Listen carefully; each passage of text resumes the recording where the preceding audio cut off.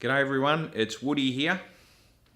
Hey, one of the things that people ask me when I go out to a workplace to share my story is, why do I do these talks?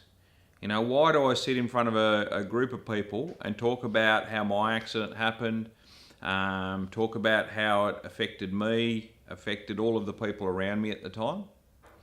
And the answer that I normally give is, well, I can't do what I used to do. I mean, I can't fix trucks and machinery on mine sites and construction sites, which is what I used to be able to do. So I've got to somehow support myself. I mean, I can't sit in an office. I reckon I'd go crazy if I sat in an office all day. That's just the type of person that I am. So I have to be, you know, out there visiting different environments and just, you know, feeling like I'm somehow contributing. But you know, the other reason that I do these talks is that this is the sort of thing that I would have actually listened to.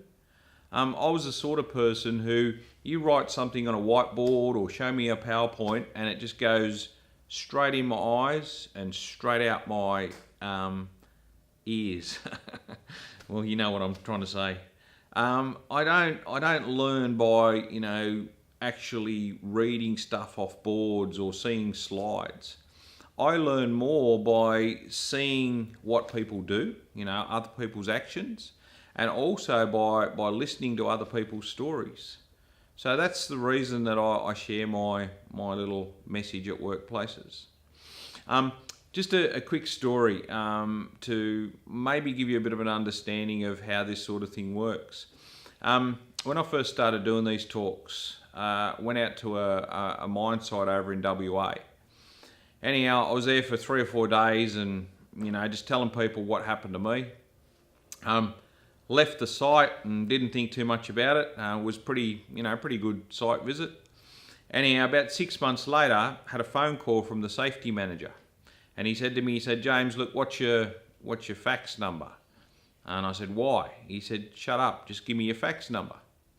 Anyhow, a couple of minutes later, I got this incident report through on my fax machine. I'm reading through it, and a truck, a small truck, had actually reversed over the dump and fell 25 metres down the side of this hill and ended up upside down. So it was completely upside down.